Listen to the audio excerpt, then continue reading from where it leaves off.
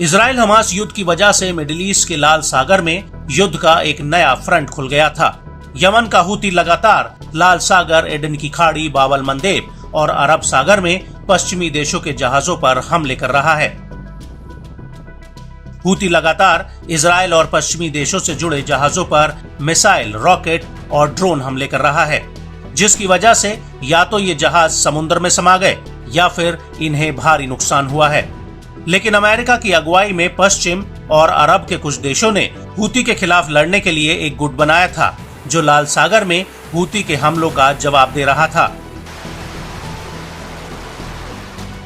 लेकिन अब ऐसा लग रहा है कि अमेरिका की ये कोशिश पूरी तरह से नाकाम होती नजर आ रही है। दरअसल पिछले 20 अप्रैल 2024 को जर्मनी का युद्धपोत हेसन लाल सागर से वापस लौट गया था। जर्मनी ने यूरोपियन यूनियन के सैन्य मिशन के तहत फरवरी 2024 में इस युद्धपोत को लाल सागर में तैनात किया था। लेकिन अब इसी कड़ी में ऐसा लग रहा है कि लाल सागर से अमेरिका ने भी मैदान छोड़ दिया है। वो इसलिए क्योंकि अमेरिका का यूएस ड्वाइट डी आइजनहावर अब लाल सागर से निकल चुका है। ये युद्धपोत अब स्वेज नहर में चला गया है।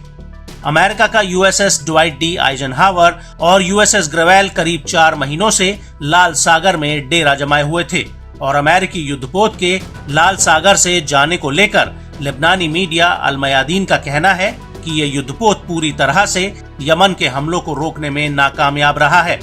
अमेरिका ने इस युद्धपोत को लाल सागर में इजरायली जहाजों की सुरक्षा के लिए तैनात किया था। वहीं दूसरी तरफ अमेरिकी नौसेना का भी इस पर आधिकारिक बयान आ गया है, जिसमें उसने कहा है कि USS Dwight D Eisenhower USS Gravely के साथ अब पूर्वी भूमध्य सागर में पहुंच चुके हैं।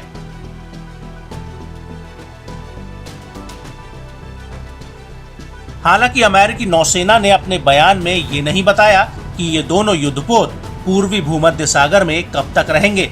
लेकिन बड़ी बात यह है कि अमेरिका का IKE-CSG और यूएसएस मैसन और यूएसएस फिलीपीन सी अभी भी इजराइल की रक्षा में लगे हुए हैं। आपको बता दें कि नवंबर 2023 में अमेरिकी युद्धपोत USS Dwight D Eisenhower straight of Hormuz से होते हुए अरब सागर में पहुंचा था और इसी को लेकर अमेरिकी सेंटकॉम का कहना है कि आइजनहावर अंतर्राष्ट्रीय जलमार्ग में नेविगेशन की स्वतंत्रता के लिए पेट्रोलिंग जारी रखेगा। साथ ही ये युद्धपोत सेंटकॉम की इलाके में जरूरतों को भी पूरा करेगा। वहीं दूसरी तरफ अब हूती के नेता अब्दुल मलिक अल हूती ने ऐलान किया है कि वो अब हिंद महासागर में हूती के हमलों को और मजबूत करेंगे। अब्दुल मलिक का कहना है कि वो इजराइल से जुड़े हुए जहाज जो Cape of Good Hope route से गुजर रहे हैं, उन पर भी हमले तेज करेंगे। हूती के नेता का ये भी कहना है कि हिंद महासागर में हूती के हमलों को अमेरिका, ब्रिटेन और इजरायली नेताओं ने कभी गंभीरता से नहीं लिया और न ही उन पर ध्यान दिया और इसलिए इस रूट पर इजरायली जहाजों का रास्ता पूरी तरह से बंद किया जाएगा।